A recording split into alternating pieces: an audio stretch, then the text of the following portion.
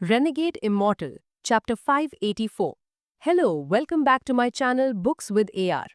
ये शख्स बहुत ताकतवर है। डीमन जनरल्स में से एक शख्स जिसका ऑरा तारीक था, वैंग लिन को घूरा और उसकी आंखें बैटल इंटेंट से भरी हुई थीं। वो डीमन जनरल था जिसने स्लॉटर की कल्टीवेशन की थी, यूसेन। दिलचस्प, मुझे तवक्को नहीं थी कि मोले हाई के पास इतना जबरदस्त बैकअप होगा। पता नहीं अगर मैं 7 डीमन स्पेल इस्तेमाल करूं तो वो कितने बर्दाश्त कर सकेगा। डीमन जनरल्स में एक काले बालों वाला आदमी था। उसने अपनी उंगली पर अंगूठी छुई और हल्की सी मुस्कुराहट दिखाई। बेरहम, swan vice commander in chief ने कुर्सी के बाजू को भींचा और उसके दिल में हलचल थी। 8 कमांडर इन चीफ्स सब ने अपनी तवज्जो वैंगलिन पर मरकूज की। उनमें से एक ने सब्ज कमीज पहनी थी। वो बहुत शानदार लग रहा था और उसने वैंगलिन को तारीफ की झलक के साथ देखा।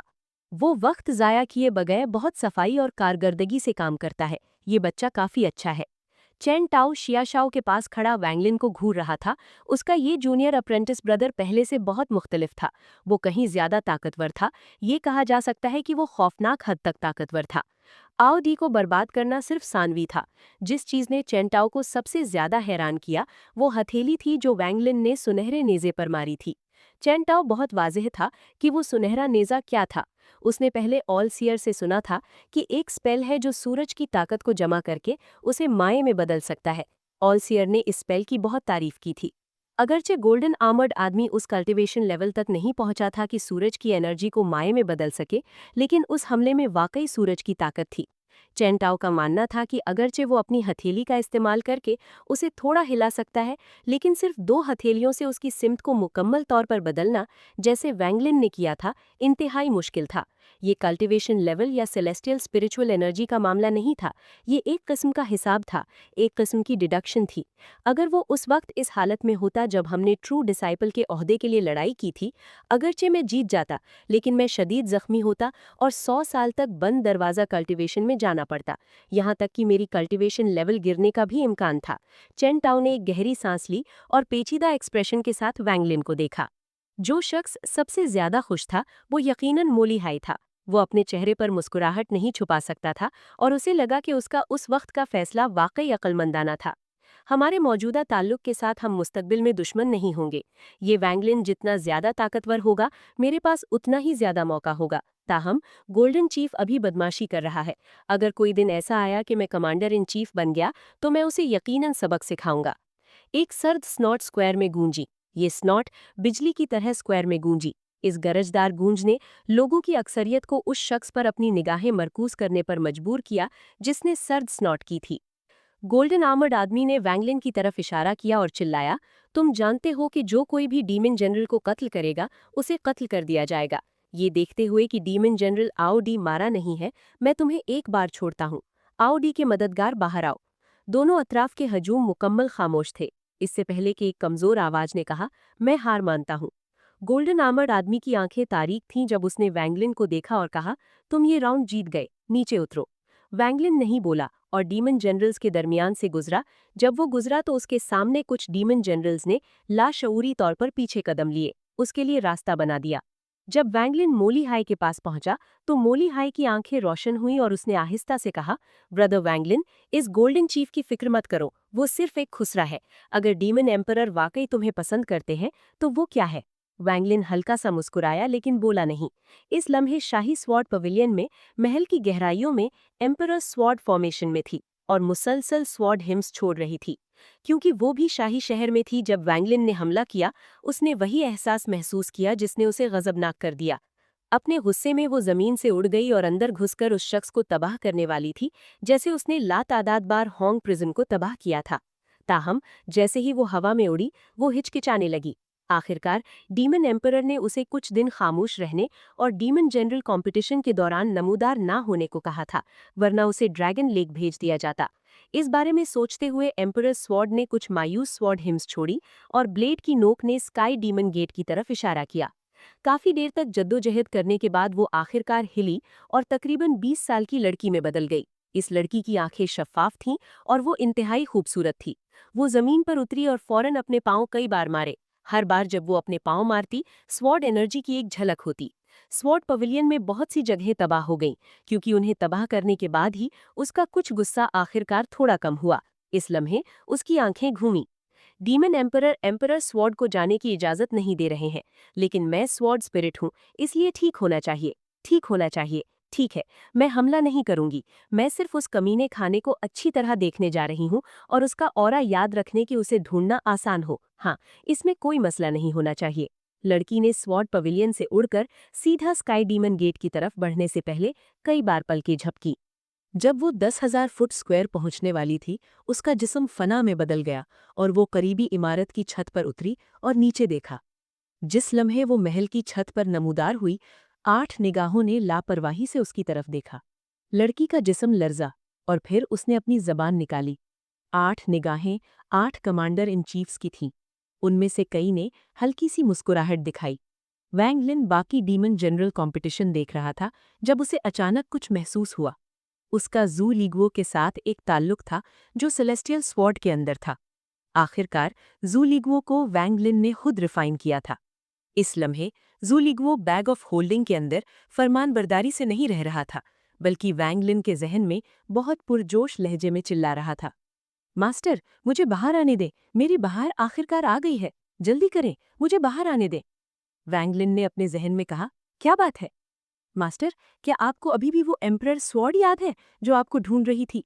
पहले मैंने उस पर तवज्जो नहीं दी थी, लेकिन मुझे अभी पता चला है कि स्वॉर्ड स्पिरिट कितनी प्यारी छोटी लड़की है।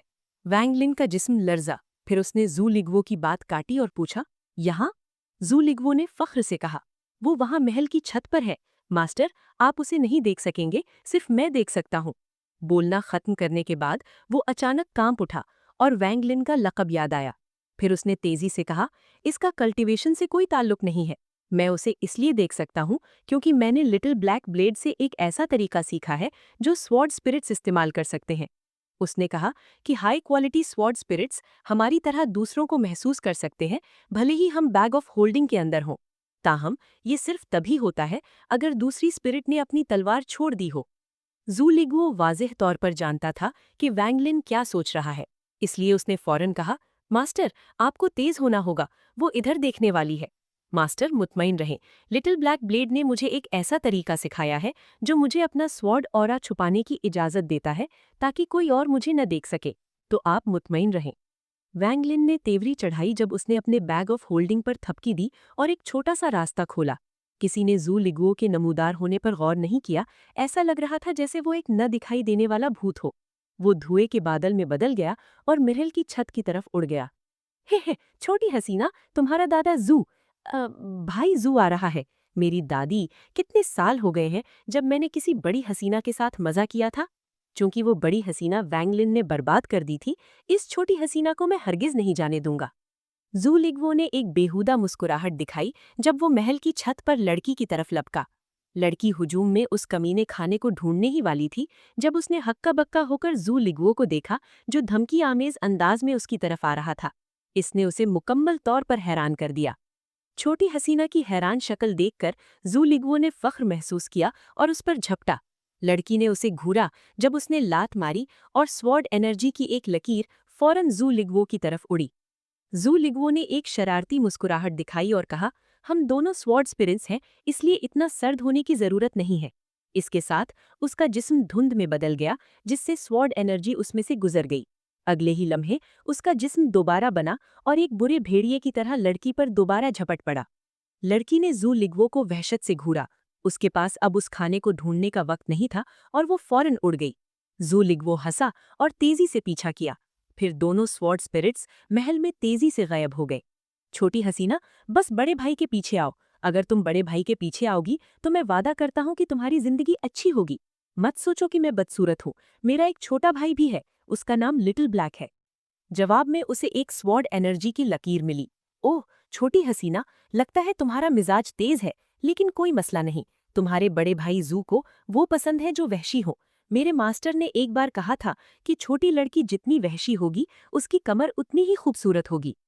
स्वॉर्ड एनर्जी की एक लकीर उसकी तरफ उड़ी और इस स्वॉर्ड एनर्जी के बाद एक गुस्से भरी चीख आई। तुम्हारा मास्टर कुछ भी अच्छा नहीं है, दफा हो जाओ। आह, तुमने मास्टर को बुरा भला कहने की जुर्रत की? लिटिल ब्लैक, क्या तुमने सुना? ऐसा नहीं है कि मैं चाहता कि तुम मेरी जाती मामले में मेरी मदद करो। मैं चाहता हूँ कि तुम मास्टर के बारे में उसका तसव्वुर ठीक करो। इसलिए मुझे तुमसे मदद मांगनी होगी। इसे पकड़ो, मैं इससे अच्छी तरह बात करने वाला हूँ। उसका जवाब स्वॉर्ड एनर्जी की एक के बाद एक लकीर थी। जैसे जैसे स्वॉर्ड एनर्जी आसमान में उड़ी, इसके साथ जू लिग्वो की बेहुदा हंसी थी। हालांकि दोनों स्वॉर्ड स्पिरिट्स थे, लेकिन जू लिग्वो असल में उसका मुकाबला नहीं था। लेकिन लिटिल ब्लैक की मदद से वो बराबर थे, इसलिए कोई भी दूसरे के खिलाफ जीत नहीं सकता था। इसके अलावा जू लिग्वो की मौजूदा पुरजोश हालत ने भी उसे बहुत ज्यादा मोमेंटम दिया और उसे अपनी सलाहियतों से कहीं आगे परफॉर्म करने की इजाजत दी। इससे पहले कि उस दरिंदे ने मुझे दरिंदा बनाया, मैं भी एक बदमाश था। आह, उन अच्छे दिनों को गुजरे काफी अरसा हो गया है। अब जबकि मैंने आखिरकार आज तुम्हें ढूंढ लिया है हसीना, भागो मत। लेकिन जू लिग्वो की बेहुदा मुस्कुराहट अचानक रुक गई और उसने एक दहाड़ मारी। बेशर्म, तुम अपनी तलवार में वापस चली गई। मैं जू लिग्वो वापस आऊंगा। स्वॉर्ड पवेलियन के अंदर सांप जैसी एम्परर स्वॉर्ड गुस्से में थी और स्वॉर्ड पवेलियन में चीजें तबाह कर रही थी। वो उस बेशर्म हरामी को मारने के लिए कई बार बाहर निकलना चाहती थी, लेकिन आखिर में उसने ऐसा करने से गुरेज किया। वो बेशर्म स्वॉर्ड स्पिरिट उस कमीने खाने से भी ज्यादा कीना परवर है। Renegade Immortal, Chapter 585. Hello, welcome back to my channel Books with AR. दिन तेजी से गुजर गया। मजीद 6 राउंड्स हुए और वैंगलिन ने 3 मजीद लड़ाइयां जीती। 2 लड़ाइयों में डीमन जनरल्स के पास कोई मदद नहीं थी, इसलिए उसे हर एक जीतने के लिए सिर्फ एक लड़ाई जीतनी पड़ी। सूली गुओ भी जल्दी वैंगलिन के बैग ऑफ होल्डिंग में वापस आ गया। ये यकीनी नहीं था कि लड़की स्वॉर्ड स्पिरिट सूली गुओ की परेशानी से डर गई थी या नहीं। तलवार में बदलने के बाद वो मजीद बाहर नहीं आई। डीमन जनरल कंपटीशन का पहला दिन खत्म होने के बाद मुख्तलिफ डीमन जनरल्स अपने घरों को वापस चले गए। ये राउंड 7 से 10 दिन तक जारी रहेगा। खुशकिस्मती से जीतने वालों को जाने की जरूरत नहीं थी, इसलिए वैंगलिन को आराम करने के लिए वक्त का एक मुख्तसर अरसा दिया गया। डीमन जनरल्स के दरमियान मुकाबला और कल्टिवेटर्स के दरमियान कत्लो गारत कोई ऐसी चीज नहीं थी जिसे वैंगलिन हर रोज देखना चाहता था। वो इस मामले के बारे में सोचने के बजाय शराब पीते हुए सितार की मौसीकी सुनने को तरजीह देता। ये कहीं ज्यादा पुरसुकून और बेफिक्र था। वैंगलिन के मुकाबले में मौली हाई की जहनियत इतनी अच्छी नहीं थी। वो हर रोज मुकाबले में जाता और किसी भी स्पेल को रिकॉर्ड करता जो उसे लगता कि काबिले जिक्र है। फिर हर रात वो वैंगलिन को मालूमात देता। उसकी सारी उम्मीदें वैंगलिन पर थीं। इन दिनों के दौरान वैंगलिन का दिल अपना दाव ढूंढने में मदद के लिए मौसीकी में मुकम्मल तौर पर डूबा हुआ था। वो काफी अरसे से ये मौसीकी सुन रहा था, लेकिन उसने हमेशा एक राहगीर के तौर पर सितार की मौसीकी के जायके का लुत्फ उठाया। जहां तक सूली गुओ का ताल्लुक है, स्वॉर्ड स्पिरिट लड़की से मिलने के बाद वो वैंगलिन से इस बारे में बेतहाशा बात करता। वो बस चाहता था कि वैंगलिन उसे रिहा कर दे ताकि वो छोटी हसीना से मिलने जा सके। इस दिन कश्ती अभी नहीं आई थी और वैंगलिन दरिया के किनारे लेटा हुआ था और शराब का मटका पकड़े हुए था। उसने आसमान में सफेद बादलों की तरफ देखा और उसकी आंखों में बादल तब्दील होते लग रहे थे। बहुत से लोग अक्सर सोचते हैं कि बादल रूहानी चीजें हैं, लेकिन सितार की मौसीकी की तरह वो फना नहीं है। ये इंसानी दिल है जो रूहानी है। अगर दिल को हिलाया ना जा सके तो बादल मुकर्रर होंगे, और अगर दिल डरा हुआ ना हो तो सितार की मौसीकी चली जाती है। वैंगलिन ने शराब का एक घूंट लिया। उसकी आंखें उलझन से भरी हुई थीं। असेंडेंट, असेंडेंट, मैं ये कैसे करूं कि मेरा डोमेन असेंडेंट स्टेज तक पहुंचने के लिए शराइत पूरी करे? नेसेंट सोल स्टेज पर कोई सोल फॉर्मेशन स्टेज तक पहुंचने के लिए अपना डोमेन समझता है। सोल फॉर्मेशन स्टेज पर कोई सोल ट्रांसफॉर्मेशन स्टेज तक पहुंचने के लिए अपने डोमेन को हकीकी बनाता है। सोल ट्रांसफॉर्मेशन स्टेज पर कोई अपने डोमेन को अपने जिस्म के साथ मिला सकता है, लेकिन ये अभी भी असेंडेंट स्टेज तक पहुंचने के लिए काफ़ी नहीं है। मेरा डोमेन पहले ही मेरे जिस्म के साथ मिल चुका है और मेरा दाव हाट उस वक्त मुकम्मल हो गया था जब वैनर सो गई थी। ताहम मुझ में अभी भी एक कदम की कमी है। ये कदम आखिर क्या है? हर कोई मुख्तलिफ डोमेन समझता है और इसलिए सबके दाव मुख्तलिफ होते हैं, इसलिए पूछना नामुमकिन है। अगर मैं पूछूं भी तो ये दर हकीकत नुकसानदेह होगा, क्योंकि ये मुझे गलत रास्ते पर ले जा सकता है।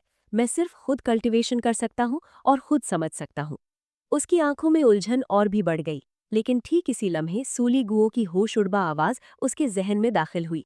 मास्टर, मुझे बाहर आने दे। उस छोटी हसीना ने मुझे लंबे अरसे से नहीं देखा और मुझे बहुत याद करती होगी। मास्टर, क्या आपके पास एक मुबारक जोड़े को तोड़ने का दिल है? आह मास्टर, मुझे बाहर आने दे। वैंगलिन ने त्योरी चढ़ाई।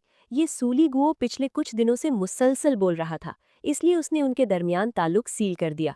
चंद दिनों की खामोशी के बाद सूली गुओ ने दरहकीकत सील तोड़ दी और एक बार फिर चिल्लाना शुरू कर दिया। वैंगलिन, उस वक्त तुमने मुझे और बड़ी हसीना को जबरदस्ती अलग किया था और अब तुम मुझे छोटी हसीना से अलग करने की कोशिश कर रहे हो। तुम्हारे दिल में क्या है? तुम जरूर हसद कर रहे हो। हाँ, तुम मोहब्बत के साथ मेरी खुशकिस्मती मुलाकातों से हसद कर रहे हो।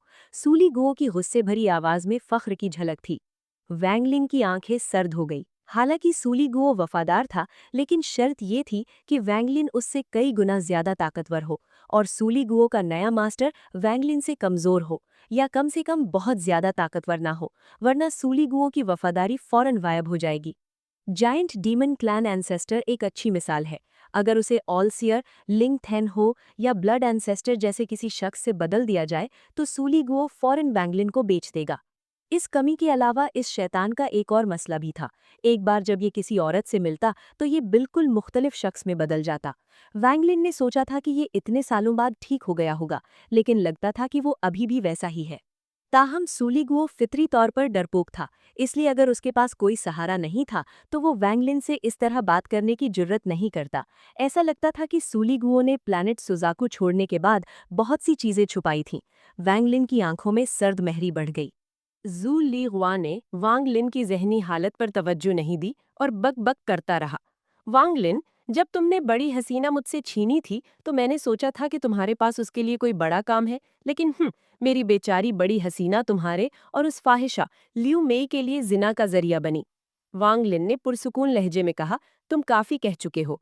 काफी? ये काफी नहीं है। मुझे बाहर निकालो ताकि मैं छोटी हसीना को ढूंढ सकूं, और फिर ये काफी होगा। जू ली गुआ की आवाज कुछ कमजोर हो गई। उसे धुंधला सा एहसास हुआ कि उसकी किसी बात ने इस शैतान को गुस्सा दिला दिया है, लेकिन उन स्पेल्स के बारे में सोचने के बाद जो उसने इस अरसे में सीखे थे, उसकी हिम्मत अचानक बढ़ गई। जैसे ही जू ली गुआ जारी रखने वाला था, वांग लिन ने अपने बैग ऑफ होल्डिंग पर थपकी दी और सेलेस्टियल सोर्ड बाहर उड़ गई। जू ली गुआ ने खुशी की चीख मारी और फौरन सेलेस्टियल सोर्ड से बाहर निकल आया। एक घनी काली गैस जू ली गुआ में बदलने से पहले काली धुंध में बदल गई। उसने हंसी निकाली और सीधा शाही महल की तरफ उड़ने वाला था। ताहम ठीक इसी लम्हे वांग लिन की आंखें सर्द हो गईं और उसने अपना दायां हाथ आगे बढ़ाकर सेलेस्टियल सोर्ड पकड़ ली। उसने अपना हाथ तलवार पर फेरा और तलवार ने रोशनी का धमाका छोड़ा और लर्जी। जू ली गुआ फौरन वांग लिन की तरफ मुड़ा और चिल्लाया, वांग लिन, तुम क्या कर रहे हो? वांग लिन ने सर्द महरी से जू ली गुआ को देखा। ये नजर ऐसी थी जैसे जू ली गुआ पर ठंडे पानी का मटका उंडेल दिया गया हो, और वो फौरन अपनी हवस से बेदार हो गया। वांग लिन की नज़र ने जू ली गुआ को फौरन वो दिन याद दिला दिया जब वांग लिन ने उसे शैतान में रिफाइन किया था। फिर इन पिछले कई 100 सालों के मुख्तलिफ मनाजिर उसके जहन में चमके। ये एक शैतान है, वो क्या करने को तैयार नहीं है। उसने पूरे तेंग खानदान को कत्ल किया और प्लैनेट सजाकू पर लातादाद लोगों को मारा। मैं जू ली गुआ कांपा। Master, master! जू ली गुआ ने फौरन खुश करने के लिए मुस्कुराहट दिखाई। वांग लिन ने सर्द महरी से जू ली गुआ को देखा। जितना ज्यादा वांग लिन इस तरह बर्ताव करता, वो उतना ही ज्यादा डरता जाता। वांग लिन की माजी की कत्लो गारत के मुख्तलिफ मनाजिर उसके दिल में उभरे। मैंने तुम्हें शैतान का जिस्म दिया, तुम्हें सोर्ड स्पिरिट तक पहुंचाया और तुम्हें अपनी हिफाजत के लिए सेलेस्टियल स्वॉर्ड में रहने दिया। वांग लिन की आवाज़ पुरसुकून थी, लेकिन जब ये जू ली गुआ के कानों में दाखिल हुई तो वो चुपके से कोसने से खुद को न रोक सका।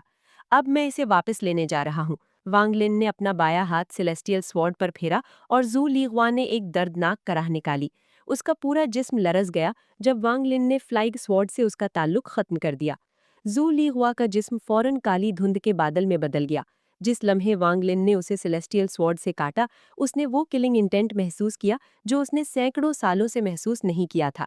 मेरी दादी, ये असली किलिंग इंटेंट है। ये शैतान मुझे मारना चाहता है। जू ली गुआ ने चीख मारी और फौरन भागना चाहा। जाइंट डीमन क्लैन एंसेस्टर के साथ वांग लिन की मदद करने के बाद उसने ये किलिंग इंटेंट महसूस नहीं किया जो उसकी जिंदगी के बेशतर हिस्से में उसके साथ रहा था। शेर फिर भी शेर होता है, चाहे वो कितना ही शरीफ क्यों ना हो जाए, वो कभी बिल्ली नहीं बनेगा। जू ली गुआ ने अपने दिल में कड़वाहट से मुस्कुराहट की जब उसे अपने आबाई शहर की ये पुरानी कहावत याद आई। जू ली गुआ बस भागने ही वाला था, लेकिन वांग लिन की आंखें सर्द हो गईं और जू ली गुआ के सामने लातादाद रिस्ट्रिक्शंस नमूदार हुए। फिर जू ली गुआ ने चीख मारी, इससे पहले कि उसका जिस्म तेज सॉर्ड एनर्जी की एक लकीर में बदल गया। वो वांग लिन के लगाए गए रिस्ट्रिक्शंस को तोड़ने में कामयाब हुआ और फासले में शूट हो गया। वांग लिन की आंखें तंग हुई और उसने तंज किया। इस जू ली हुआ ने वाकई बहुत कुछ छिपाया था, जैसे तलवार में बदलने की सलाहियत। ये ऐसी चीज थी जो वो प्लैनेट सुजाकू पर यकीनन नहीं जानता था। उम्मीद है आपको ये वीडियो पसंद आई होगी। अगर आपको ये पसंद आई है तो प्लीज़ चैनल को सब्सक्राइब करें, इस वीडियो को लाइक करें और अपने दोस्तों के साथ शेयर करें। अगली वीडियो तक के लिए अल्लाह हाफिज़।